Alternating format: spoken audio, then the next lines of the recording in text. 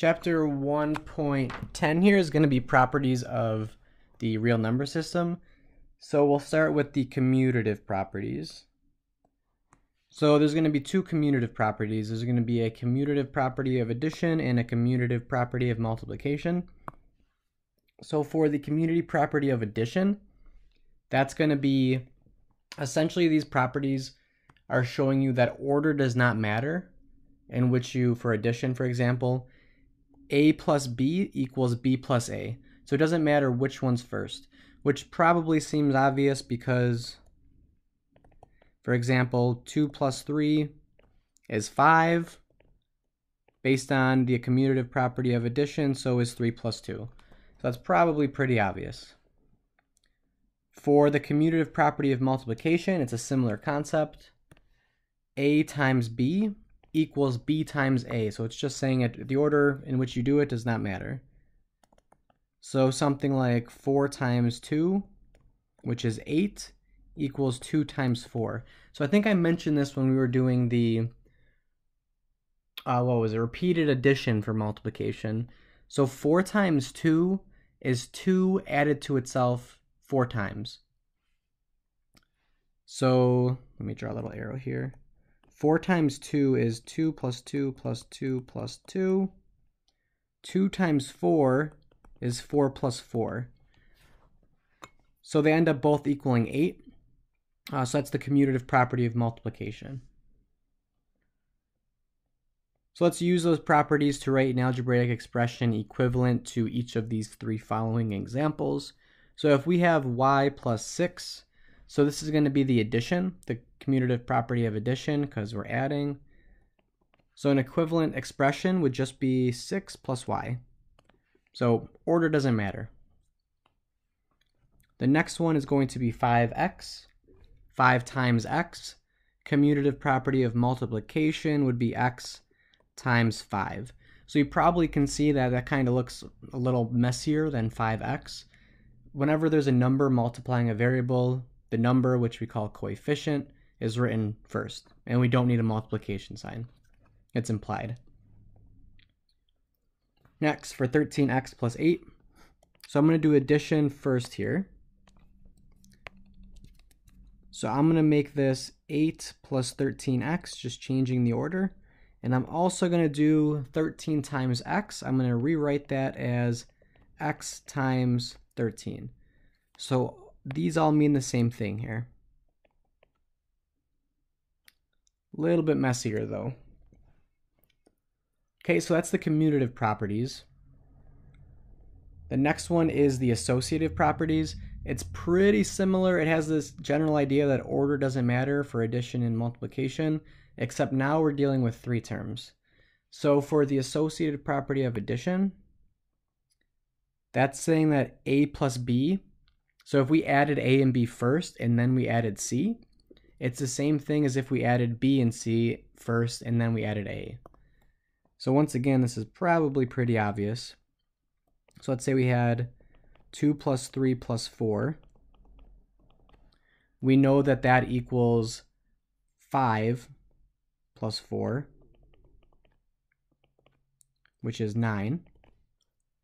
And then on the right side, that's saying it's the same thing as if we did 2 plus the sum of 3 plus 4. So it's saying that we add 3 and 4 first, based on order of operations. So that's 2 plus 7, which is also 9, which is true.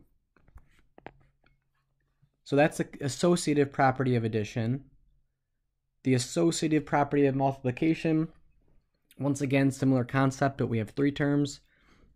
It's saying if we multiply 3 terms together, we can multiply a times b first and then times c, or we can multiply b times c first and then times a. So if we had something like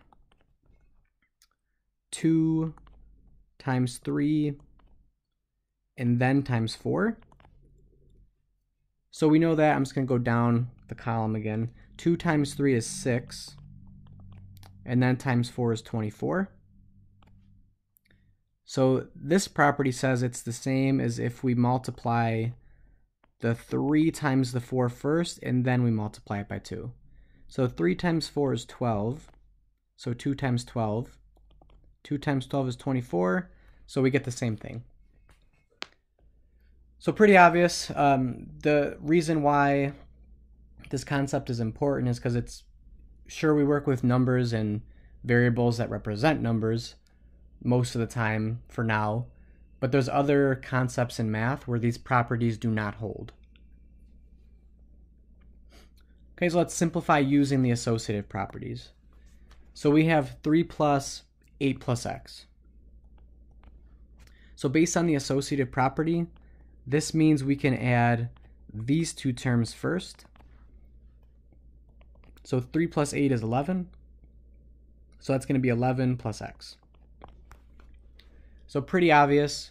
And when we're doing this, we probably don't think that we're using the associative property. We probably don't think of it that way, but that's technically what we're doing.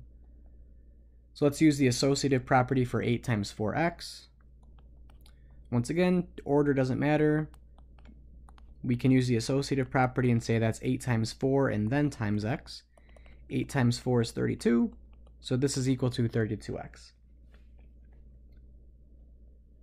Okay, so that's the commutative properties and the associative properties. The next one is the, they're all important, but this one is very important, the distributive property.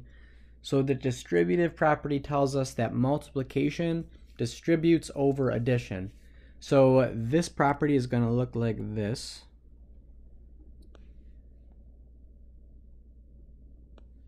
So this one's probably a little bit less obvious than the other ones. So there's typically going to be parentheses around something with addition or subtraction inside of it, and then something being multiplied out front. So what it says is that this term out front that's being multiplied will get distributed to every term inside here, however many there are. So it's going to equal, then the parentheses will be gone. It's going to equal a times b plus a times c plus a times d, and so on for however many terms there are in the parentheses. So let's see an example here. So we have, just multiply the following and simplify. So 6 times x plus 4. So we're going to distribute this in parentheses. The 6 is going to get multiplied to the terms in there. So it's going to be 6 times x plus 6 times 4, which is 24. So it's good if you can do it in like one little step like that. Next one we have 5 times 3y plus 7. So distribute that 5 in.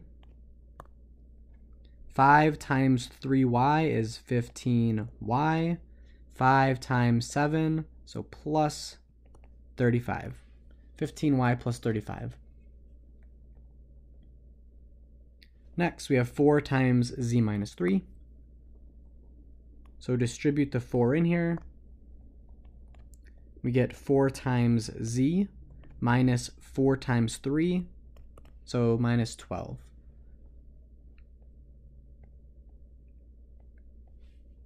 And for the next one, we have 3 terms inside of it.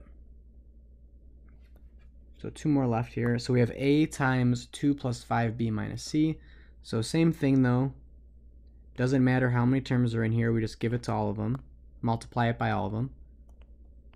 So we have a times 2, which is better to write as 2a instead of a times 2. Plus a times 5b. So I'm going to write it like this. 5 times a times b.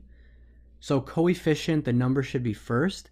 The variables, a good idea, a good way to do this, good practice, is to put them in alphabetical order.